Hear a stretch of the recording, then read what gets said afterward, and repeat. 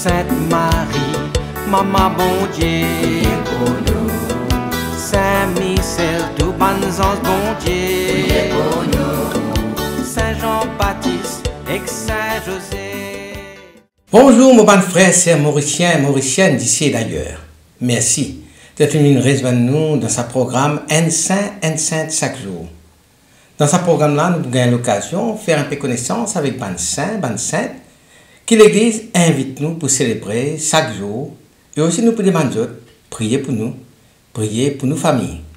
Aujourd'hui, 13 octobre, l'Église invite nous pour célébrer Notre-Dame de Fatima. Notre-Dame de Fatima, patronne de la paix dans le monde, des familles, ban qui période de la conversion. Il est aussi invoqué pour ban malades, pour ban personnes qui peuvent souffrir ban épreuves spirituelles.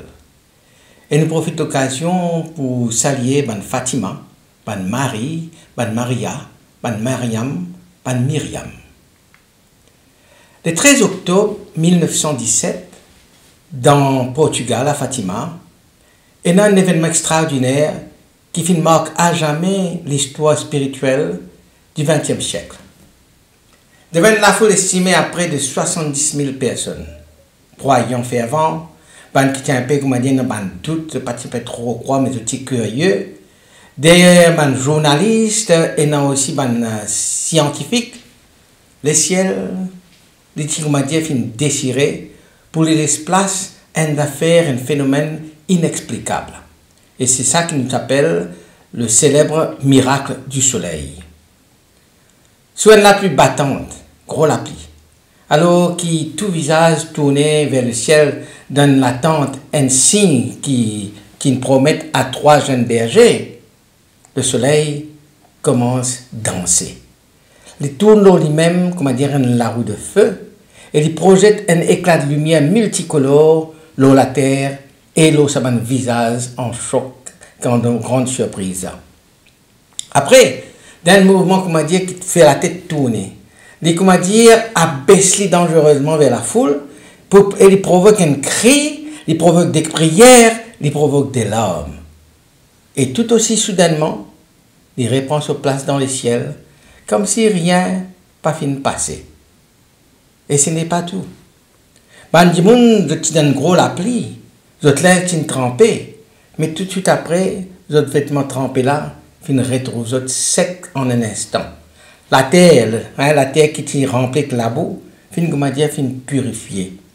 Et ce phénomène-là fin observé simultanément par des milliers de témoins, dont certains étaient loin d'être des croyants. Comme je dis, il y a des qui s'appellent douter, des sceptiques, des scientifiques qui sont là aussi, qui étaient dans le doute. Et ça, miracle-là, fin passer partout, devant eux, 70 000 personnes, et fin rapporté dans la presse de l'époque et analysé par un expert.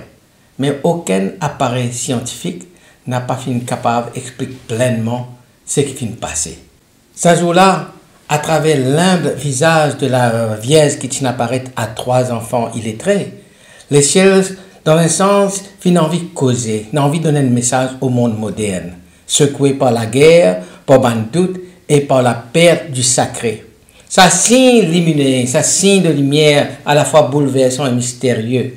Il n'est pas simplement un spectacle cosmique, mais c'était un appel à la conversion, à la prière, à la foi. Fatima, en 1917, c'était un modeste petit village rural dans un coin des collines au centre de Portugal.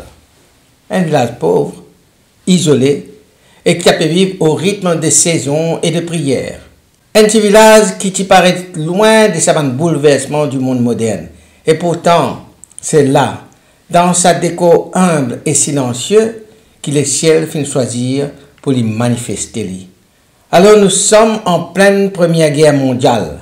L'Europe y a feu et à sang. Des millions de vies touchées par la mort de la guerre et l'humanité semble fin perdue son repère. Là, nous en pleine Première Guerre mondiale, l'Europe y a feu et y a sang. Des millions de vies fin perdues dans la guerre, dans le combat, et l'humanité, comment dire, fin perdue son repère. Le Portugal aussi puis traverse une période de grande instabilité. La monarchie finit renversée quelques années plus tôt, et sa jeune république-là est secouée par une tension politique, par une tension sociale et par une tension religieuse. L'Église catholique, c'est une écarte, ban prêtre peut surveiller, ban couvent peut fermer, et la foi, comment dire, il finit reléguée dans le domaine du privé. Pourtant, dans la campagne, la foi populaire tenace peut subsister. C'est la foi là qui transmet de génération en génération et souvent, comment dire, teintée avec une tradition et une dévotion simple. C'est dans ce contexte-là que 3 enfants qui sortis d'une famille bien pauvre, je pouvais témoigner un événement qui dépasse notre village, dépasse notre époque et même pour dépasse notre compréhension. Lucie dos Santos, âgée de 10 ans, avec les petits vives, les petits bien réfléchis, hein, mais était accompagnée avec ses 2 cousins. Un premier cousin, François, 9 ans, discret et contemplatif, et Jacinthe, 7 ans, douce et ardente. Tous 3 bergers, je garde de troupeau dans la colline du Fatima, loin des regards et du tapage des désordres du monde. Je n'ai pas dit qu'on lire ni écrire, mais je les cœurs est ouvert à la prière. Et c'est ces 3 enfants-là, que la Vierge Marie pour choisir pour les révéler. Non pas d'un palais ou une cathédrale, mais au cœur de la nature, dans le silence, un endroit presque oublié. Ce témoignage, d'abord accueilli avec doute, peu à peu, pour commencer à faire une conscience bouleversée, pour commencer à attirer la foule et pour inscrire Fatima dans l'histoire spirituelle de l'humanité. Au cœur du message de Fatima, et dans ses 3 enfants-là, Lucie, François, Jacinthe, non, n'y a pas de prédestiné pour devenir, comment dire, le porte-parole du ciel, parce que je suis pauvre, je suis illettré, je suis vulnérable. La vie quotidienne, c'est quoi? Il résume à ça. Garde ban mouton, prier le chapelet et vivre très simplement d'un Portugal rural marqué par la pauvreté. Et pourtant, c'est à eux qui Marie pour confier une mission d'une portée universelle. Dès sa première apparition, les enfants sont confrontés à quelque chose qui dépasse votre compréhension. Et non seulement dépasse votre propre compréhension, mais les autres même pouvaient confronter des gens qui ne pas pour comprendre les autres, pour moquer les autres et même pour persécuter les autres. L'autorité civile qui est hostile à l'Église commence à interroger les autres avec rudesse, commence à menacer les autres et même ferme les autres. Là, ils tentent même pour faire les autres régner les autres témoignages jusqu'à faire les autres croire que l'autorité civile pour exécuter les autres. Mais malgré votre jeune âge, votre titini ferme, votre la foi, votre confiance dans la Vierge et votre sens du devoir rendent votre étonnamment fort. Votre jamais qui cède à la peur ni à la pression. Votre mission bien claire, transmettre fidèlement le message de Marie. Un appel à la prière du rosaire chaque jour pour obtenir la paix dans un monde ravagé par la guerre. Un appel à la conversion personnelle et à la pénitence pour réparer une offense qui finit faire à Dieu.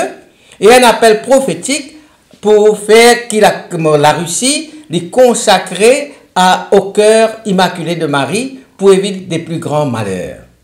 Ça va, nos enfants-là, pas qu'ils comprennent toujours porter de ce qu'ils ont annoncé, porter d'autres messages, mais je fais avec une fidélité qui, comment dire, vraiment déconcerte nous. Je deviens les messagers d'un amour divin qui passe par les plus petits. François et Jacinthe, je touchés par l'épidémie de la grippe espagnole, mais je offert de souffrance pour un pécheur, pareil comme Marie qui nous demande. François, qu'on nous dit silencieux, contemplatif, lui, ce désir, c'est console bon Dieu. Jacinthe, lui, les plus expressive, il a souffert beaucoup, intensément, mais jamais il était plaigné. Et il était dans l'hôpital, le temps il était à l'hôpital, il a répété simplement à une religieuse, offrez tout pour un pécheur, offrez tout pour les pécheurs. Ce qu'il a vu, c'est un sacrifice d'amour qu'il fait vivre avec une maturité spirituelle bouleversante. Il est mort en 1920 à l'âge de 9 ans après avoir tout donné. François est mort avant, en 1919. Tous les deux sont canonisés en 2017, 100 ans après son apparition. Lucie, quant à elle, les vit jusqu'à 2005. Il rentre dans le couvent de Carmel, il consacre sur la vie pour témoin de Fatima, pour affronter sa message qu'il finit recevoir là, et prier pour le monde. Il, comment dire, il reste un lien entre les événements de 1917 et la génération qui finit venir après, jusqu'à nous. Avant mon apparition mariale, ces 3 enfants-là, le tir recevoir visite un ange à 3 reprises en 1916. L'ange se présente comme l'ange de la paix et qui enseigne les autres qui manière prier. Il invite les autres à la prière fervente, à des sacrifices pour la conversion des pécheurs. Cette bonne apparition-là, comment dire, prépare ces bons enfants-là à la mission qui, plus tard, la Vierge pour confier aux autres. Première apparition de la Vierge, il passé le 13 mai 1917. La Vierge apparaît comme une dame toute vêtue de blanc, plus brillante que le soleil. Ça, c'est la description que les enfants a donnée. Une dame toute vêtue de blanc, plus brillante que le soleil. Et il demande aux enfants pour revenir chaque 13 du mois pendant 6 mois.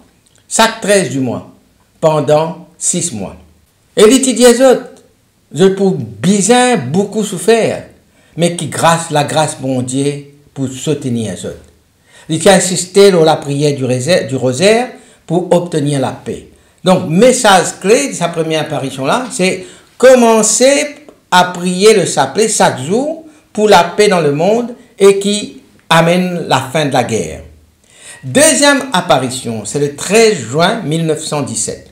La Vierge révèle que François et Jacinthe bientôt pour retrouver au ciel. Mais que Lucie, il peut bien rester plus longtemps pour faire connaître le message de Fatima. Les causes de son cœur immaculé, source de refuge, de protection et de salut. Message clé du 13 juin 1917, la dévotion au cœur immaculé de Marie, l'essentiel pour le salut des âmes. Troisième apparition, ça c'est le 13 juillet 1917. C'est l'apparition la plus marquante parce que Marie pour révéler à ses enfants-là 3 secrets. Premier, la vision de l'enfer. Les enfants, je trouve une âme damnée dans l'enfer.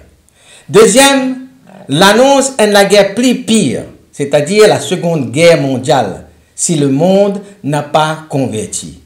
Troisième, les demandes la consécration de la Russie à ce cœur immaculé pour éviter la propagation d'erreurs et de persécutions. Donc, message clé pour ça mois-là, prière, pénitence, consécration de la Russie, nécessaire pour éviter une grande souffrance. Quatrième apparition, le 19 août 1917.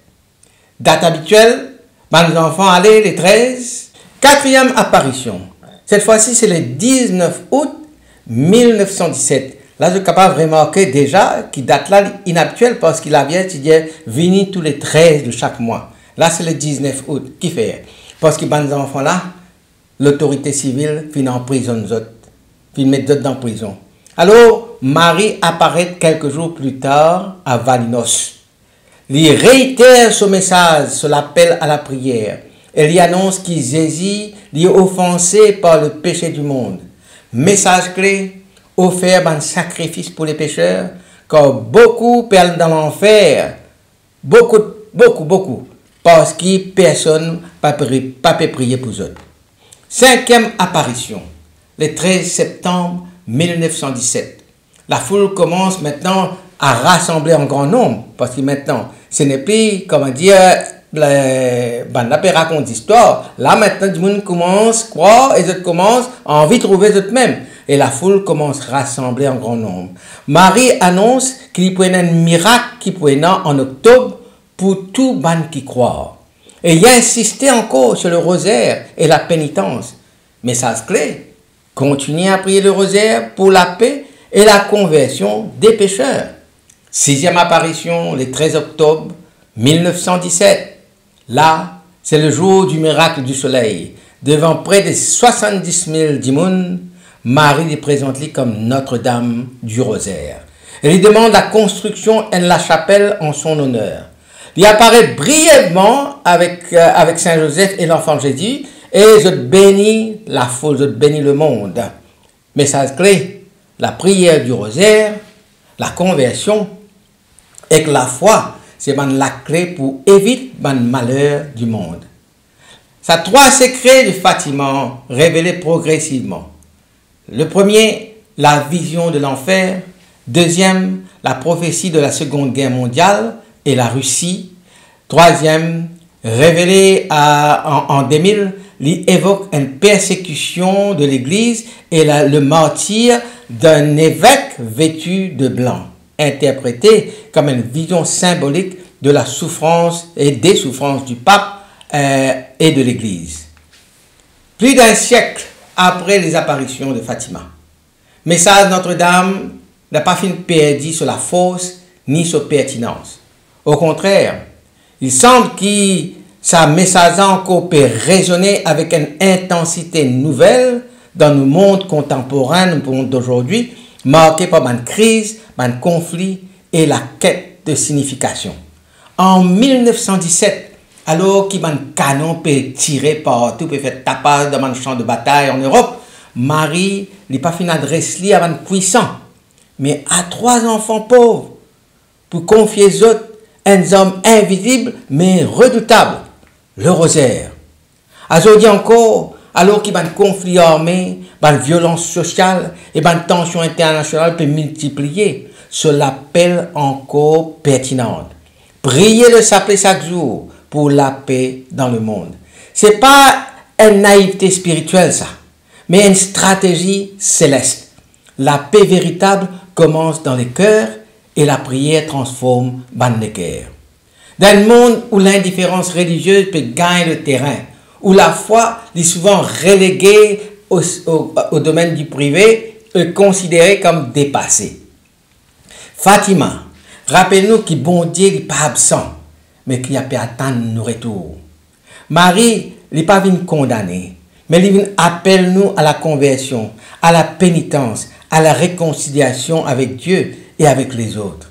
Il est avec nous pour nous regarder, nous guetter nous la vie avec vérité, pour changer ce qui est bien changé et pour offrir nos bonnes souffrances pour le salut des âmes. Fatima, c'est un message d'espérance. Même au cœur des ténèbres, guerre mondiale, persécution religieuse, épidémie, Dieu envoie ce maman et envoie ce maman pour guider nous.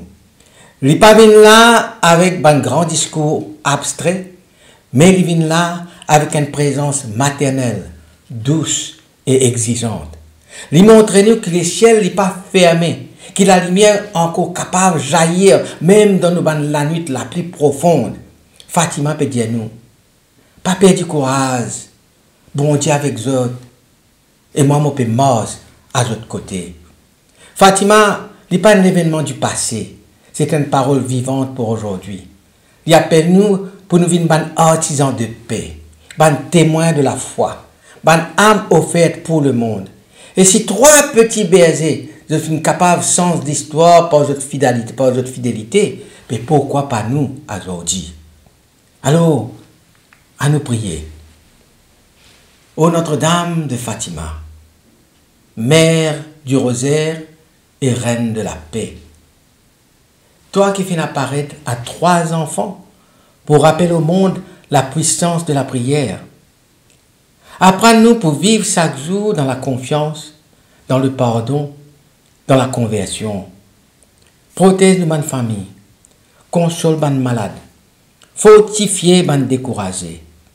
Intercède pour la paix dans le monde, pour l'unité du peuple, pour la fidélité de l'Église. Cœur immaculé de Marie, toi-même nos protections, toi-même nos refuges, toi-même nos chemins vers Dieu. Alors priez pour nous et priez pour nos familles. Amen.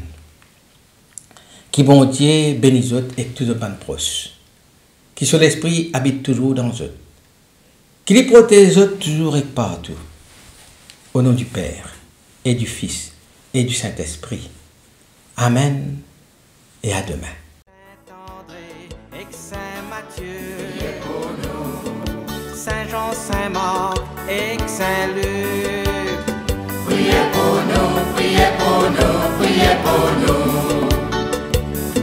Sainte-Marie-Madeleine et Saint-Étienne, Priez pour nous, Saint-Ignace et Saint-Laurent.